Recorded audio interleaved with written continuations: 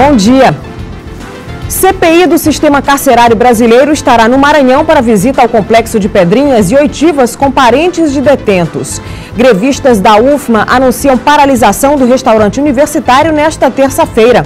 Hoje vamos falar sobre endividamento. 2 milhões de pessoas ficaram inadimplentes de dezembro de 2014 a maio deste ano. E ainda, São Luís deve ser a terceira cidade brasileira a receber uma Casa Brasileira da Mulher, um espaço integrado de atendimento às mulheres em situação de violência. Hoje é terça-feira, 23 de junho. Bom Dia Maranhão já está no ar.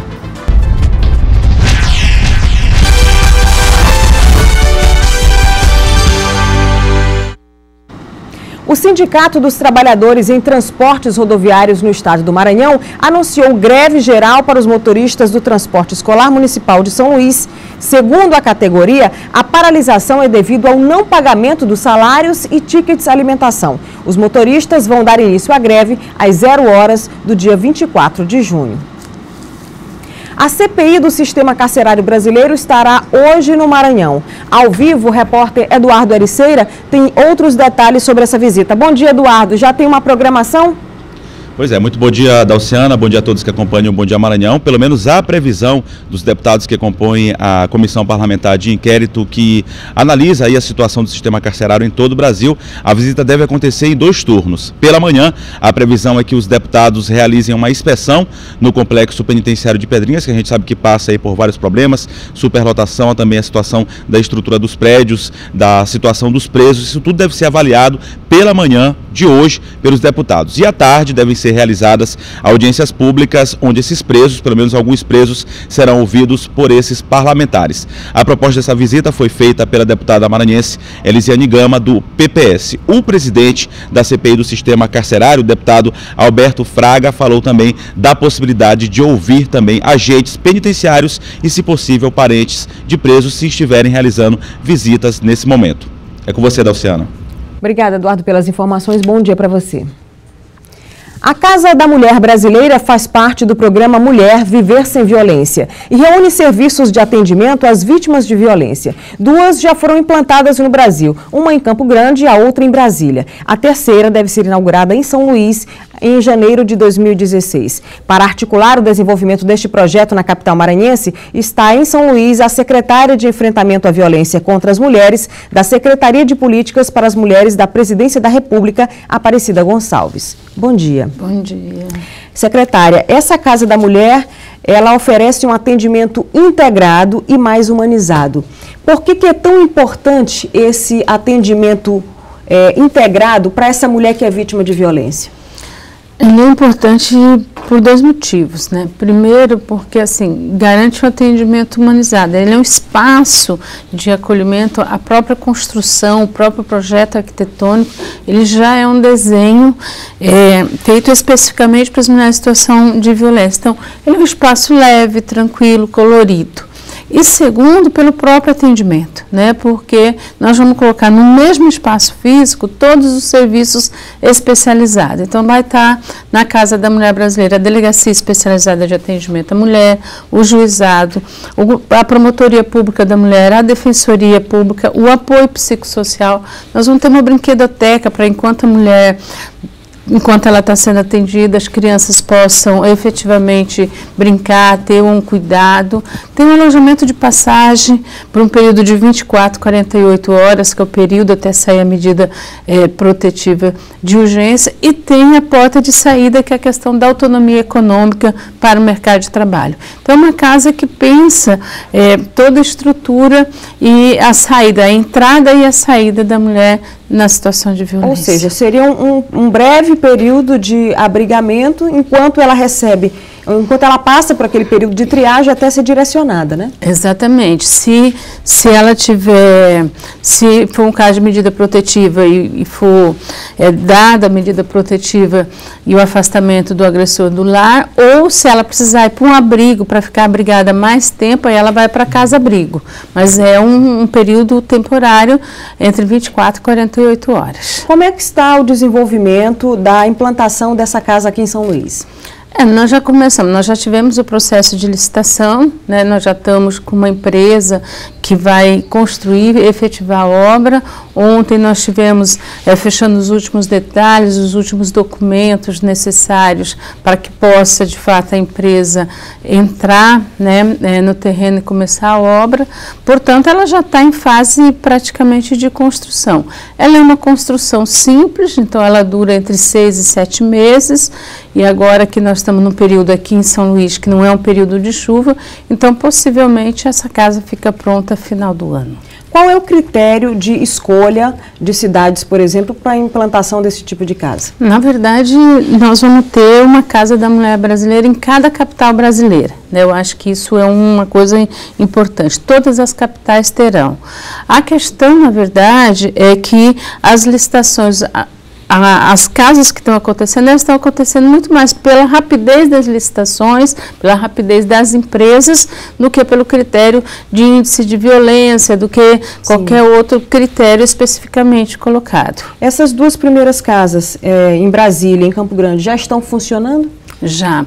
A de Campo Grande já atendeu 2.600 mulheres, foi inaugurada dia 3 de fevereiro, né? Isso mostra que a casa é eficaz, né? Já deu para fazer assim, uma avaliação positiva realmente desse trabalho? Já tem dado para a gente avaliar que, de fato, a casa, ela se inicia, né? A coordenadora da casa de Campo Grande, ela sempre diz o seguinte: a casa, quando abre, não fecha mais, né? Porque ela é 24 horas, sim. É importante dizer, ela fica aberta 24 ela é 24 horas, não é como a delegacia, horas. Por exemplo, da mulher, que tem um horário de funcionamento, né? No fim de semana ou em um determinado horário noturno.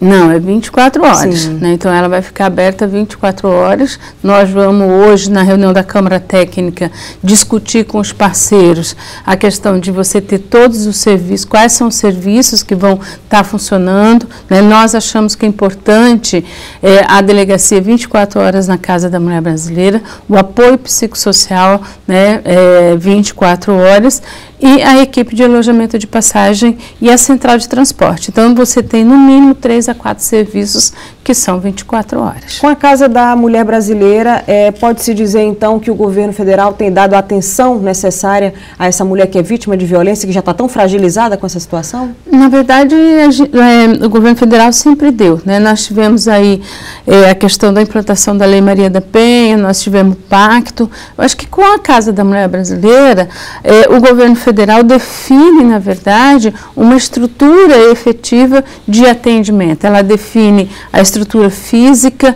né, o espaço físico de acolhimento das mulheres e, ao mesmo tempo, ele redefine a própria estratégia de atendimento. Que hoje, o que é? Qual é o grande problema hoje da violência contra a mulher? A mulher vai na DEAN, depois ela tem que ir no juizado, ela faz uma via cruzes para poder ser atendida. Então, o que é que o governo federal faz? Ele inverte essa questão, ele diz o seguinte: vamos todos ficar no mesmo espaço e quando ela chegar, nós estaremos ali para atender. Então, ele muda o fluxo do atendimento do serviço público para as mulheres brasileiras. Ok. Aparecida Gonçalves, secretária de Enfrentamento à Violência contra as Mulheres, obrigada pela participação aqui no Bom Dia Maranhão. Eu que agradeço e parabenizo as mulheres e o povo do Maranhão. Obrigada. Veja a seguir, vamos falar sobre endividamento. Já são 2 milhões de pessoas inadimplentes de dezembro de 2014 até maio deste ano. Agora são 7 horas e 43 minutos. O Bom Dia Maranhão volta daqui a pouco.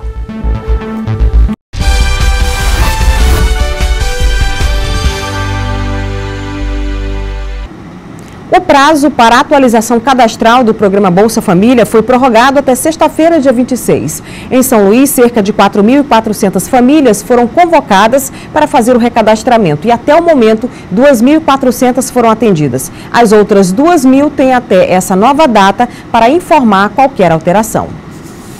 A Bovespa fechou a segunda-feira em alta de 0,21%, com 53.863,67 pontos. No mercado de câmbio, o dólar teve queda de 0,66%, cotado hoje a R$ 3,08. O peso argentino subiu 0,38% e vale 34 centavos. O euro fechou em baixa de 1,14%, custando hoje R$ 3,47. De acordo com o SPC Brasil, mais de 2 milhões de brasileiros entraram para a lista de inadimplentes entre dezembro de 2014 e maio deste ano. A reserva de dinheiro para emergências é uma opção para enfrentar o momento atual de crise na economia, com o aumento do desemprego e da inflação e assim fugir da inadimplência. Para falar sobre o assunto, recebemos agora no estúdio o economista e mestre em Direito Tributário, Samuel Melo. Bom dia, professor. Bom dia, telespectadores. Muita gente endividada em pouco mais de 6 meses, né? De dezembro de 2014 a maio de 2015. Qual é o principal erro? Seria o consumidor fazer essas pequenas parcelas que tem terminado, culminando aí no endividamento dele no final do mês? A situação está exatamente localizada em 2 momentos. O antes da eleição e o pós-eleição. Antes da eleição, nós tivemos, vamos dizer, um afrouxamento do crédito. Sim. Tivemos uma abertura maior para aquisição de veículos. Tivemos a casa própria financiada até 80%. Em síntese, essa política que eu considero eleitoreira deu e ensejou para que todas as pessoas pudessem adquirir seu carro com 96 meses, que pudesse ter a sua casa própria, além do que a taxa de juros favorecia de forma vamos dizer, fantástica aquisição de bens de consumo direto. Após a eleição, o governo teve um choque de atividade, de gestão, vamos assim dizer, e aí, restrição do crédito, diminuição da possibilidade da aquisição de imóveis usados, não houve mais redução de IPI, e aí a caderneta de poupança também apresenta um déficit muito grande de retirada para outros investimentos, e isso acarreta uma mudança, vamos dizer, radical na política econômica do governo. E juntando a tudo isso, essas pequenas parcelas que esse pessoal terminou fazendo justamente com essas facilidades que apareceram. Nesse atual momento, professor, o ideal seria fazer, por exemplo, cortes no orçamento familiar para sobreviver a essa crise? Não, a responsabilidade é do governo, a política econômica do governo. Por exemplo, no setor automobilístico, se o governo não retornar com a renúncia fiscal de uma parte do IPI, haverá um desemprego generalizado. Agências que vendiam 50 veículos estão vendendo 11, 12 veículos porque as pessoas não têm condições de adquirir. Por outro lado, o governo terá que mudar a sua política fiscal. O sistema tributário nosso é caótico, vamos dizer, draconiano, é obsoleto e, acima de tudo, burocrático. Então, nós tivemos um índice maior de incidência tributária nos bens de consumo direto, e aí a situação deve se restringir a cada um buscar adquirir os bens necessários à sobrevivência. O senhor acha que o governo está aberto para fazer uma mudança nessa política econômica? Não só está aberto, mas deve integrar municípios e os estados que estão também à mercê disto, porque na medida em que o governo federal não tem o apoio dos estados e dos municípios, a política passa a ser uma política eminentemente a nível federal. Isso não pode acontecer. Haja visto que todo mundo mora no município e, a partir daí, se não tiver uma união de interesses evitando a politicagem que se avizinha já nas próximas eleições, nós vamos ter realmente o sofrimento maior da sociedade civil organizada. Quem não conseguiu se adaptar a essa questão e terminou caindo no endividamento, qual seria a dica para sair dessa situação agora? Buscar, por exemplo, pagar o cartão de crédito de imediato. Não pagar o mínimo, porque aí é impagável. Buscar restringir os bens de consumo. Pagar o mínimo é roubada, então, né? Os bens de consumo, vamos dizer, supérfluos, né? Sim. Aquisição, por exemplo, da faixa branca, geladeira e outros utensílios que podem ser substituídos, e também, ao mesmo tempo, restringir viagens e a adquisição de bens supérfluos que vão realmente onerar mais ainda a situação do consumidor. Esse consumidor que, por exemplo, já teve o nome sujo, ele deve começar pela menor dívida ou pela maior dívida? A negociação. Ele tem que buscar uma negociação no sentido de que dê prioridade. Por exemplo, se ele estiver devendo o veículo, o financiamento do veículo, terá que fazê-lo, porque senão ele não vai trabalhar e nem vai utilizar como ferramenta de trabalho. Então, tem que haver, portanto, a partir do consumidor, que nós chamamos de consumidor racional. Sim. Buscar alternativas que visem diminuir a chamada crise, que assola todo mundo. Nesse período, por exemplo, junino, ainda há um certo lazer. Depois disso, nós vamos entrar no mês de julho das férias. O turismo nacional também está em crise, tanto interno como externo. E aí nós teremos que ter uma decisão do governo federal, principalmente numa reforma, uma mini reforma tributária, que viabilize pelo menos a aquisição do produto final, veja o combustível, né? E a taxa de juros vai crescendo. Os bancos hoje, um cartão de crédito hoje está na fase de quase 15%. Não há um controle, portanto, na taxa de juros, que são diversas do sistema financeiro. Você acha que o brasileiro pode ter alguma esperança? O senhor visualiza melhora na economia? Para esse ano ainda, ou a partir do próximo ano? Eu entendo que pode, porque além desses processos todos, os fatores ecológicos não foram favoráveis ao Brasil. Nós tivemos uma crise e continuamos a ter uma crise energética. Sim. E a partir daí nós teremos que ter essa integração. Por exemplo, as contribuições que são inseridas na conta de luz devem ser racionalizadas para que não se tenha maior dispêndio, né? Então nós precisamos, portanto, ter uma mudança na estrutura macroeconômica e, ao mesmo tempo, não dispersar da empresa. A empresa é fundamental. O sistema, vamos dizer, privado, está passando momentos difíceis para evitar o pior, que é o desemprego. O desemprego aumenta o nível de criminalidade, aumenta o nível de possibilidade das pessoas desunirem a família. Em síntese, eu acho que o governo, junto com os estados e os municípios, devem ter uma política econômica que busque, pelo menos, amenizar a situação até então. Professor Samuel Melo, mestre em Direito Tributário, muito obrigada pelos esclarecimentos aqui no Bom Dia Maranhão. Fico satisfeito de ver a TV Difusora tratando de temas tão polêmicos e, ao mesmo tempo, de utilidade pública. Bom dia. E veja daqui a pouco as matrículas do SISU acontecendo normalmente na UFMA. Agora são 7 horas e 54 minutos. O Bom Dia Maranhão volta daqui a pouco.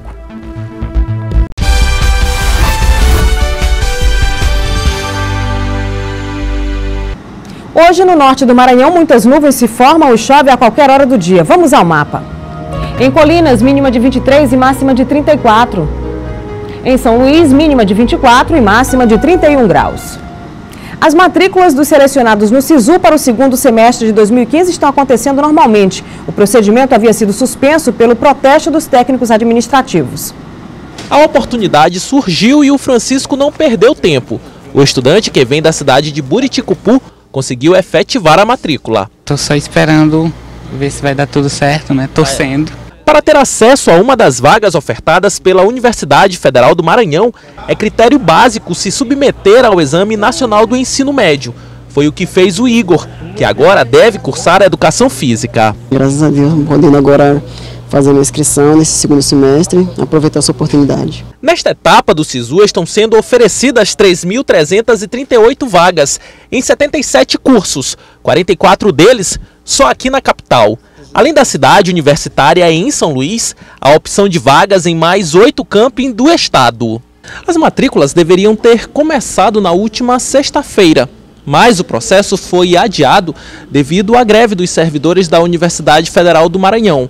O calendário precisou ser reajustado e as matrículas, que só podem ser efetivadas na modalidade presencial e que iniciaram nesta segunda-feira, seguem até quarta-feira, dia 24.